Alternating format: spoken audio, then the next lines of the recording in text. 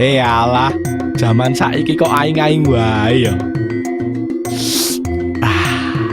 Demit kok saiki wis ora ana ajine diri.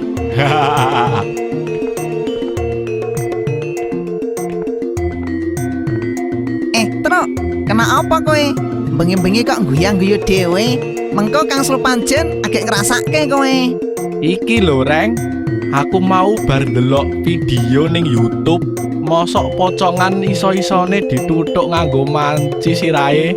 Walah, kok iso to, Truk? Ya aku ora ngerti, Reng.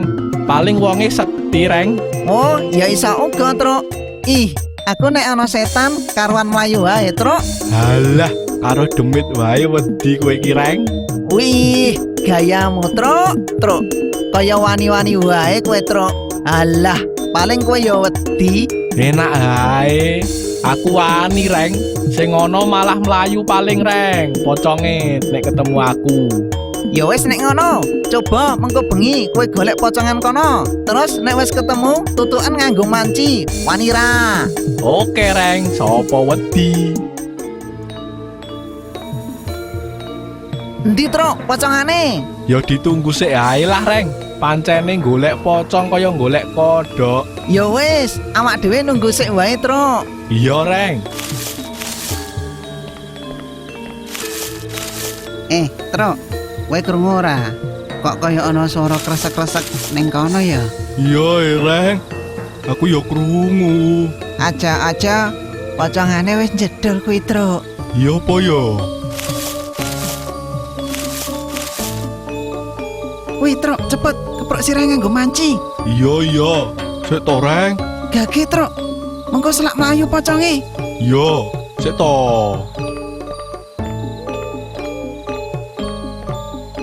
Aduh, meneng ya, Cong. Aja mlayu sik kowe. Walah, kowe ngopo to?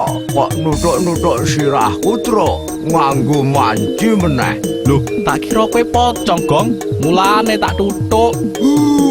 Dasar sempul kowe, Truk. Nek sirahku pecah, gelem kok tak pecahke sirahmu. Hehehe, di ngapura ya, Gong. Mergane aku ingin delok ning YouTube.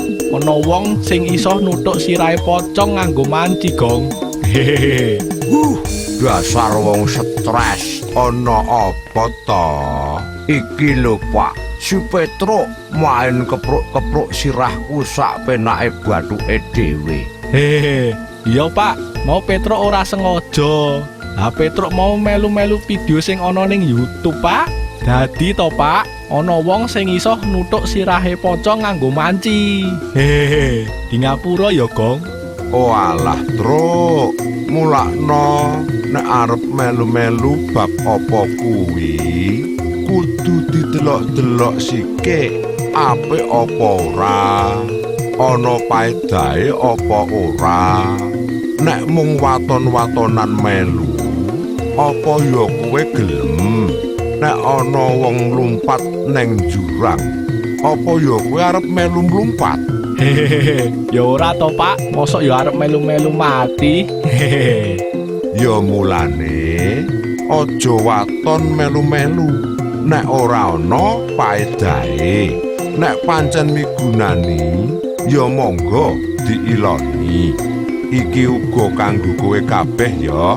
Eling pesene Bapak. Iya, Pak.